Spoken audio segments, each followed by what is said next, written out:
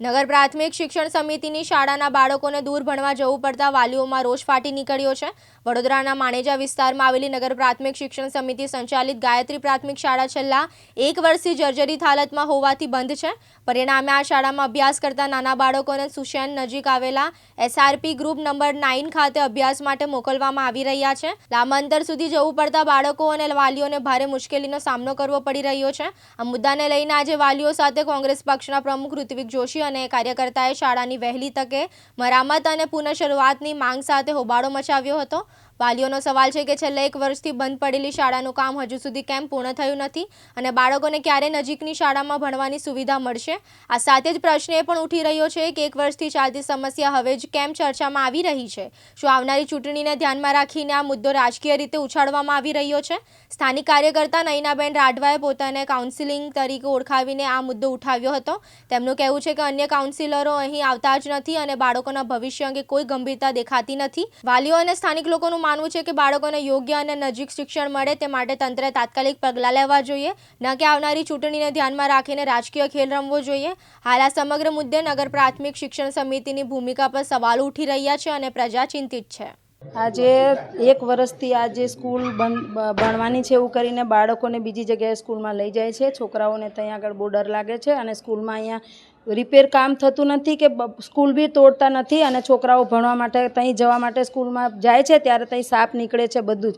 તો વાલીઓ એટલા બધા પરેશાન છે કે છોકરાઓને અહીંયા અમારે ભણાવવું જ નથી। બધા છોકરાઓનો ને વાલીઓનો એ જ પ્રશ્ન છે કે છોકરાને ઉઠાઈ લઈએ અમે, એટલે નહીં, હું અહીંયા વોર્ડ નંબર 19માં કાઉન્સિલર છું। અચ્છા, 1 વર્ષ થઈ ગયું, તો 1 વર્ષ પછી આ મુદ્દો કેમ ઉઠાવવામાં આવ્યો? ઉઠાયો તો મુદ્દો તો પહેલા જ ઉઠાયો તો। એક મિનિટ બેનને બોલો। મુદ્દો તો સર ક્યારનો જ ઉઠાયો। 1 વર્ષ પછી આ મુદ્દો કેમ ઉઠાવવામાં આવ્યો? જો આ વર્ષથી જ આ મુદ્દો છે, બધાને જ ખબર છે, કોર્પોરેટર શ્રીઓને બધાને જ ખબર છે કે આ સરકારી સ્કૂલ છે અને દરેક છોકરાઓને એવું જ કહેવામાં આવ્યું છે કે 2-3 મહિનામાં સ્કૂલ પહેલી વાર કે જે ટાઈમે મિટિંગ રાખી કે ભાઈ આપણા છોકરાઓનું ખરીને ટ્રાન્સફર કરવાના છે, બીજે ભણવા માટે આપણે તૈયારી કરી રહ્યા છીએ, એટલે આ થોડા ટાઈમ માટે 3 મહિનામાં પૂરું થશે એ રીતે વાત કરેલી।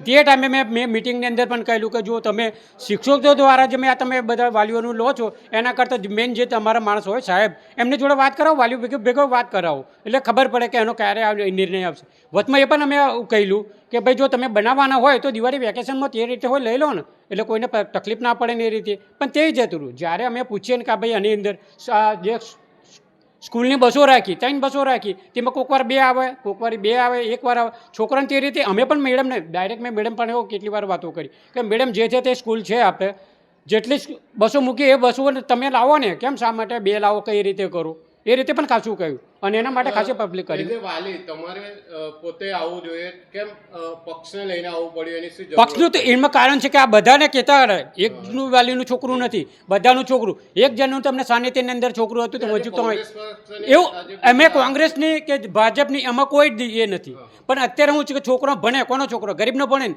અને સરકાર બોલે છે કે ભાઈ બેટી બચાવો અને બેટી પઢાવો, એટલે કેપડે તે ભણે, ગરીબનો છોકરો ક્યારે રીતે ભણે?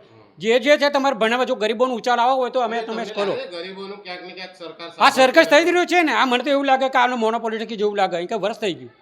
અરે બનાવવાનો કોન્ટ્રાક્ટ સરકારના પારબેથી ચાલતું તો તૈયાર થઈ જાય, અરે આગળ તો 400 બાળકો છે, 2 શિફ્ટ ચાલે છે। શું કહેશો નાના બાળકોને આજે સ્કૂલમાં દૂર જવાની ફરજ પડી છે, શું કહેશો? આવો અમારે ખાલી એટલી માંગ છે કે આ સ્કૂલ વહેલી તકે આપી દે અમને પાછી। આ કઈ સ્કૂલ છે ને કઈ જગ્યા આવી છે ને? ગાયત્રી પ્રાથમિક શાળા માણેજા ગામમાં। શું સમસ્યા છે, શું એની? અહીંયા કહે છે કે ઉપર કંઈક લીકેજ થાય છે પાણીનું ને કંઈક તૂટી ગયું છે, તો કે રિપેરિંગ કામ કરવાનું, તો કે બીજી સ્કૂલ લઈ ગયા છે કે બસની સુવિધા છે, આમ તેમ બધું કહીને હજી વરસ થવા આવ્યું પણ કશું કર્યું નથી।